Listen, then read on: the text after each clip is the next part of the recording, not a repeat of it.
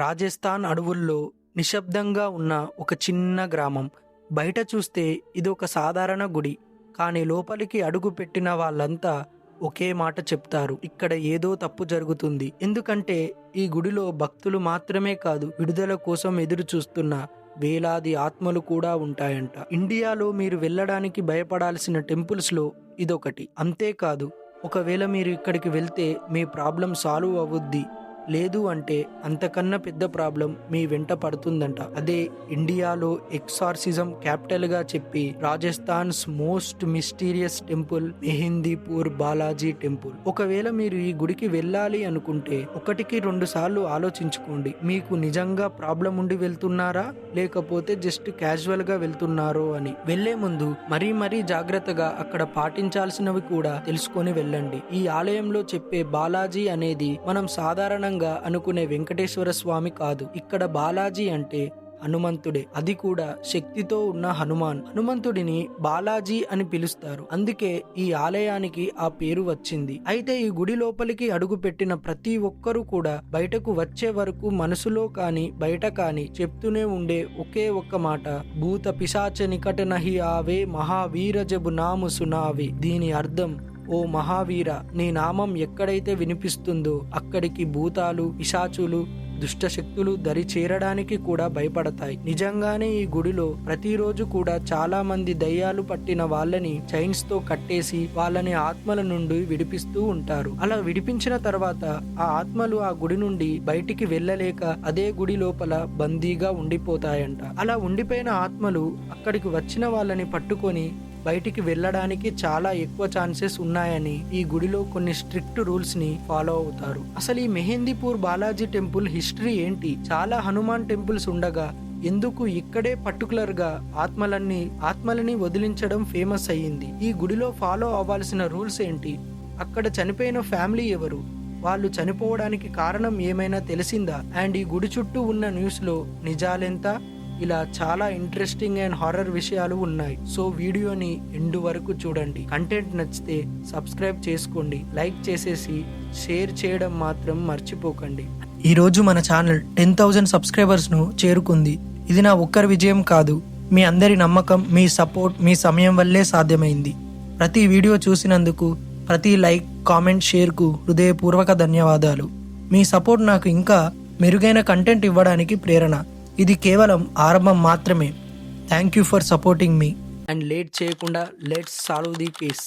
ఈ ఫ్యామిలీ ఇక్కడికి ఎందుకు వచ్చారు అండ్ వాళ్ళ చావుకి కారణం ఏంటి? వాళ్ళు ఈ గుడిలో ఫాలో అవ్వాల్సిన వాటిని దేన్నైనా ఫాలో అవ్వకపోవడం వల్ల వీళ్ళకి మరణం వచ్చి ఉంటదా అనే దాని గురించి తెలుసుకునే ముందు అసలు ఈ టెంపుల్ హిస్టరీ ఏంటి అండ్ దీనికి దయ్యాలు వదిలించడానికి అసలు సంబంధం ఏంటి, ఇది ఎప్పటి నుండి స్టార్ట్ అయింది అని చూద్దాం. ఈ గుడిలో ఖచ్చితంగా ఫాలో అవ్వాల్సిన రూల్స్ ఏంటి అని కూడా నేను ఒక్కొక్కటి చెప్తాను. రాజస్థాన్ సుమారు 1200 నుంచి 1600 సంవత్సరాల క్రితం ఒక డైనెస్టీ వాళ్ళు రూల్ చేసేవాళ్ళు. అండ్ ఆ టైంలో ఏంటంటే ఇక్కడ విలేజ్ లేదు, అసలు ఇది ఒక అడవి ఏరియా, కొండల మధ్యలో ఉండే అడవి. అయితే ఎగ్జాక్ట్ గా ఇదే టైంలో చుట్టుపక్కల ఉన్న ఏరియాస్ లో దయ్యాల ప్రాబ్లం చాలా ఎక్కువగా ఉండేవి. ఈవెన్ రాత్రి అయితే అసలు ఇంటి నుండి ఎవ్వరు కూడా అడుగు బయట పెట్టేవాళ్లే కాదు. ఈవినింగ్ 5 నుండే భయంతో ఇంట్లో ఉండేవాళ్ళు. ఈ ప్రాబ్లం కి సొల్యూషన్ కోసం అని వాళ్ళు అప్పటికీ చాలా సార్లు ట్రై చేస్తూ వచ్చారు, కానీ కొంచెం కూడా యూజ్ లేకుండా పోయింది. అండ్ ఈ ఆత్మలన్నీ కూడా ప్రేతరాజు అనే ఒక డిమానిక్ ఎంటిటీ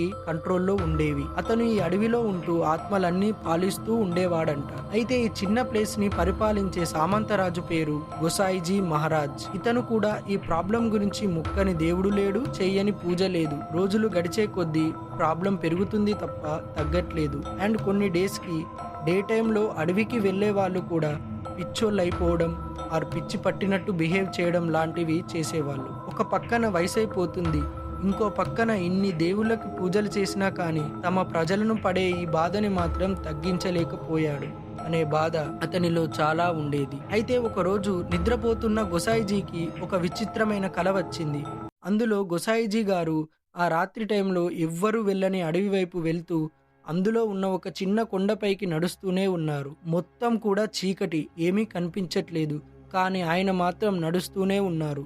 ఫైనల్ గా ఒక ప్లేస్ కి వచ్చేసరికి వెళ్లి చూస్తే అక్కడ హనుమంతుడు రాయి ఉంది. వెంటనే కాళ్ళ మీద పడిపోయి గోసాయిజీ స్వామి, మాకు ఇక్కడ ఇరియాల ప్రాబ్లం చాలా ఎక్కువగా ఉంది, మీరే కాపాడాలని చెప్పి ఏడుస్తుంటే హనుమంతుడు తన కూర్చొని ఉన్న రాయిని చూడమని చెప్తాడు. చూస్తే ఆ రాయి ఇంకెవరో కాదు, ప్రేతరాజు. అయితే అప్పుడు ప్రేతరాజు ఆ రాయి నుండి మాట్లాడుతూ, స్వామి, నేను ప్రజల్ని ఇబ్బంది పెట్టాలి అని ఇలా చెయ్యలేదు, మాకు కూడా బ్రతకడానికి చోటు కావాలి కదా, మా మీద దయ ఉంచి మాకు ఉండడానికి ఒక ప్లేస్ ఇప్పించండి, నేను నా ఆత్మలన్నిటిని కూడా అక్కడే ఉండమని చెప్తాను. ఈ ఆత్మలన్నీ కూడా వాళ్ళ కర్మఫలాలు తీరకుండానే అర్ధాంతరంగా చనిపోయిన వాళ్ళు. ఇప్పుడు వాళ్ళందరిపైనే మీ చూపు పడితే వాళ్ళు భస్మం అయిపోతారు.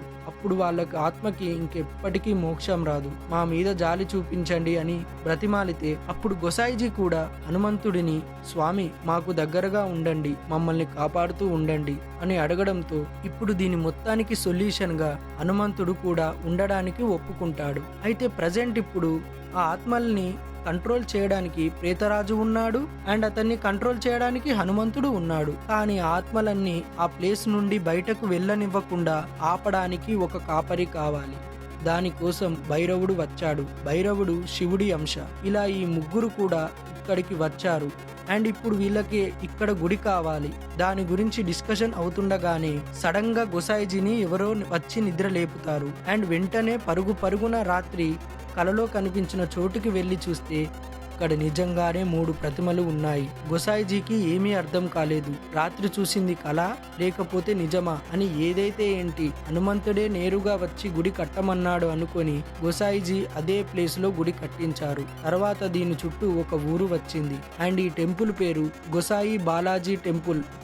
తర్వాత ఊరు పేరు మెహందీపూర్ అవడంతో ఇది మెహందీపూర్ బాలాజీ టెంపుల్ గా మనందరికీ తెలుసు. అయితే ఈ టెంపుల్ గురించి ఇంట్రెస్టింగ్ విషయం ఏంటో తెలుసా? మనం ఏదైనా టెంపుల్ కు వెళ్ళినప్పుడు అక్కడ మన హుండీలు ఉంటాయి, కానీ ఈ గుడిలో మాత్రం ఒక్క చోట కూడా హుండీ ఉండదు అండ్ ప్రసాదం కూడా ఈ గుడిలో ఇచ్చేది తినకూడదు. అండ్ ఈ గుడిలో దయ్యాల్ని వదిలించే ప్రాసెస్ కూడా ఎలా అంటే ఒక పద్ధతిగా ఒక ప్రాసెస్ లా ఉంటది, సేమ్ కోర్టు లాగానే. ఈ కోర్టులో జడ్జి హనుమంతుడు, ఇద్దరు లాయర్స్ భైరవ్జీ అండ్ ప్రేతరాజ్. ఎలానో చెప్తా. ఈ గుడిలో మొత్తం 3 రకాల రిచువల్స్ చెప్పించుకోవచ్చు. ఫస్ట్ ది అర్జీ. యూజువల్లీ వచ్చే ప్రతి ఒక్కరు కూడా ముందు ఇదే చేస్తారు.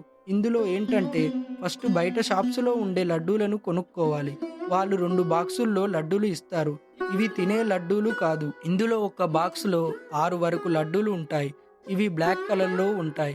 వీటిని టెంపుల్లోకి తీసుకెళ్లి ఫస్ట్ బాక్సులో ఉన్న లడ్డూలు అక్కడ మనకి దారిలో కనిపించే పూజారులకు ఇస్తూ ఉండాలి. వాళ్ళు వాళ్ళ చేతికి వచ్చినవన్నీ తీసుకొని వాటిని పక్కనే ఉన్న మంటల్లో వేస్తారు. 2 బాక్సులో ఉండే లడ్డూలు మనం ప్రేతరాజు దగ్గర అండ్ భైరవ్జీ దగ్గర 2 లడ్డూల్ని వాళ్ళ ముందున్న మంటల్లో వేసి ఫైనల్ గా మన దగ్గర ఎన్ని లడ్డూలు మిగిలితే అన్ని కూడా మన తల చుట్టూ దిష్టి తీసినట్టు తిప్పుకొని ముందుకు తిరిగి ఒకవైపు చూడకుండా మంటల్లో పడేసి అలాగే నడుచుకుంటూ వెళ్ళిపోవాలి.